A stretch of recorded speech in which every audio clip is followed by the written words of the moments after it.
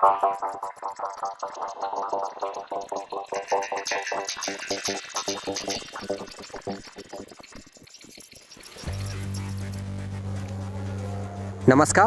मैं कुमार और आप देख रहे हैं स्टार मीडिया।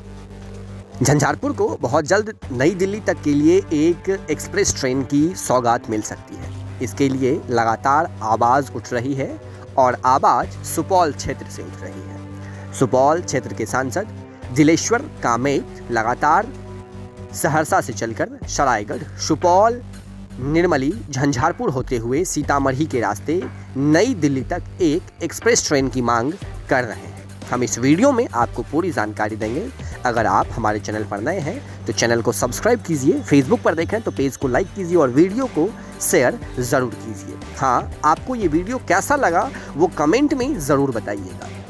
सांसद दिलेश्वर कामेत लगातार सुपौल होकर सरायगढ़ और झंझारपुर के रास्ते नई दिल्ली तक सहरसा से एक ट्रेन की मांग कर रहे हैं। इसकी मांग अब तेज हो गई है। इसको लेकर के अश्विनी वैष्णव से रेल मंत्रालय से उनकी मुलाकात हुई और मुलाकात में उन्होंने एक ज्ञापन उनको दिया, उनको एक लेटर दिया जिसमें सारी चीज़ें लिखी हुई थी। सबसे पहले उन्होंने पूर्व मध्य रेल के अंतर्गत आने वाला ललित ग्राम से फॉरबिसगंज रेलखंड पर जो ट्रेन की परिचालन है उसको जल्द से जल्द शुरू करवाने की मांग की है। उसके बाद उन्होंने दानापुर सहरसा जो गाड़ी संख्या 13205 और 13206 है जनहित एक्सप्रेस, और नई दिल्ली से सहरसा चलती है एक वैशाली एक्सप्रेस जिसका गाड़ी संख्या 12554 और 12553 है, इसका मार्ग बदल कर वाया सुपौल, सरायगढ़, दरभंगा, झंझारपुर होते हुए नई दिल्ली तक और पटना तक चलाने की मांग किए हैं।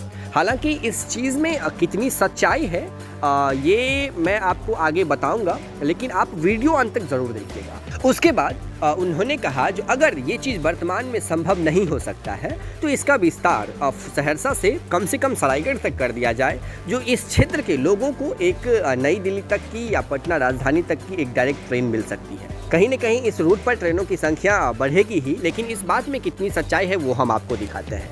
अभी वर्तमान में किसी भी ट्रेन का विस्तार सरायगढ़ तक शायद संभव नहीं है, क्योंकि सरायगढ़ में अगर किसी ट्रेनों की विस्तार होगी तो सबसे पहले वॉशिंग पिट का निर्माण कार्य होगा। सरायगढ़ जंक्शन पर पानी की व्यवस्था भी नहीं है वर्तमान में, और वॉशिंग पिट तो बहुत दौर की बात है। अभी वर्तमान में दूसरा वॉशिंग पिट का निर्माण कार्य सहरसा में चल रहा है। उम्मीद है जो अगले आने वाले जून महीने तक इसे पूर्ण कर लिया जाएगा। DRM आलोक अग्रवाल के अनुसार जब तक सहरसा में वॉशिंग पिट का निर्माण कार्य चल रहा है और जून का एक टारगेट लिया गया है, उस वक्त तक सहरसा से दरभंगा जो इलेक्ट्रिफिकेशन का कार्य चल रहा है उसे पूर्ण करने का लक्ष्य रखा गया है। तदोपरांत सहरसा से एक एक्सप्रेस ट्रेन जो सुपौल, सरायगढ़, झंझारपुर होते हुए नरकटियागंज तक जाएगी, इसका एक प्रक्रिया जो है वो लगभग चालू हो चुका है। अब समय बताएगा जो ये चीज़ होगी कि नहीं होगी। तो दिलेश्वर कामेत के अनुसार अगर ट्रेन झंझारपुर के रास्ते नहीं चल सकती है वर्तमान में तो उसका विस्तार सरायगढ़ तक कर दिया जाए, बाद में इसको रूट डाइवर्ट किया जा सकता है। तो पहली चीज़ जो ये चीज़ संभव है नहीं, क्योंकि सहरसा के बाद इस रूट में कहीं भी वॉशिंग पिट का निर्माण कार्य पूर्ण नहीं है और है ही नहीं, वॉशिंग पिट है ही नहीं। दूसरी चीज़ हम आपको सांसद गोपाल जी ठाकुर का एक स्क्रीनशॉट दिखा रहे हैं, स्क्रीन पर ज़रा गौर से देखिएगा। अब इस बात में कितनी सच्चाई है, जो सही में वो ज्ञापन दिए हैं कि नहीं दिए हैं ये मैं नहीं बता रहा, लेकिन ऐसा उनके द्वारा उनके ट्विटर हैंडल से एक मैसेज किया गया है, इसीलिए मैं आपको ये खबर दे रहा हूँ। हम गोपाल जी की चर्चा कर रहे हैं जो दरभंगा क्षेत्र से सांसद हैं। गोपाल जी ठाकुर, इस स्क्रीनशॉट को आप गौर से देखिएगा।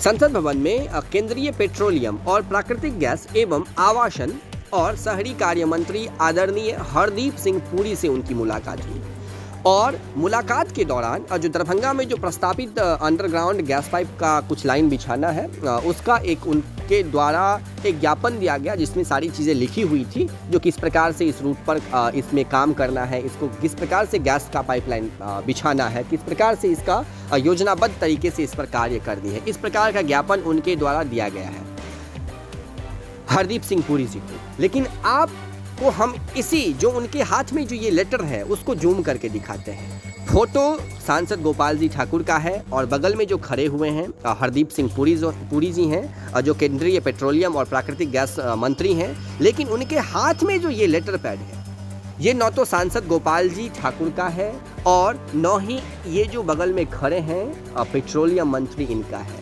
ये किसी तीसरे आदमी का है। और वो तीसरे आदमी हैं रवि किशन शुक्ल।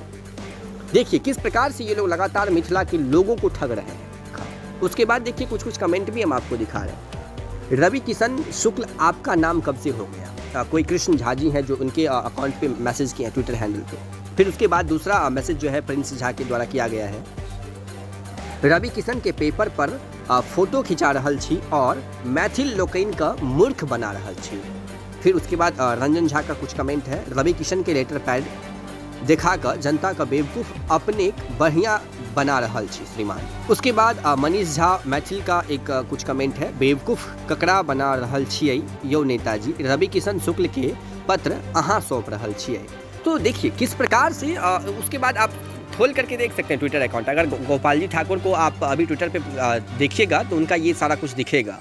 तो किस प्रकार से ये लोग मिथिला के क्षेत्र के लोगों को ठग रहे हैं, यहाँ के लोगों को बेवकूफ़ बना रहे हैं, ये आप सोच सकते हैं। लेटर किसी और का है, दे कोई और रहे हैं, ले कोई और रहे हैं, और जो प्रचार प्रसार है वो किसी और का हो रहा है। तो इस बात में कितनी सच्चाई है जो सांसद दिलेश्वर कामेत सही में उनसे मिले और सही में उनको इस प्रकार का लेटर दिए हैं, इसकी पुष्टि मैं अभी वर्तमान में नहीं कर रहा हूँ। अच्छी चीज़ है जो हम जो इस क्षेत्र में लगातार इतने दिनों से आपको खबर पहुँचाए हैं, तो कहीं ना कहीं एक्सप्रेस ट्रेन की परिचालन होगी तो कहीं ना कहीं हमें भी खुशी मिलेगी। हम भी बहुत लंबे अरसों से इस रूट पर ट्रेनों की मांग कर रहे हैं, मेरी टीम भी लगातार वर्क कर रही है, लेकिन इस प्रकार का ठगी मिथिला के क्षेत्र के जितने सारे सांसद हैं, विधायक हैं, लगातार कर रहे हैं। झंझारपुर क्षेत्र से विधायक हैं नीतीश मिश्रा जी, खुटौना झंझारपुर क्षेत्र से सांसद हैं रामप्रीत मंडल जी। इन लोगों की क्षमता ही नहीं हुई है आज तक जो ये रेल मंत्रालय से किसी प्रकार की ट्रेनों की मांग कर सके।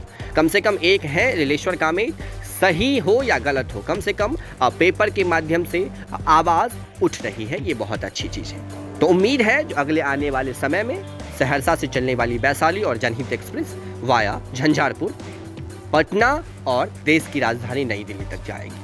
जुड़े रहें आप स्टार मिथिला से। हालांकि DRM आलोक अग्रवाल के अनुसार इलेक्ट्रिफिकेशन तक हमें वेट करना होगा। धन्यवाद, जुड़े रहे स्टार मिथिला से। हम बहुत जल्द अगली वीडियो के साथ हाजिर होंगे जो अपने क्षेत्र मिथिला से होगा। धन्यवाद, आप देख रहे थे स्टार मिथिला।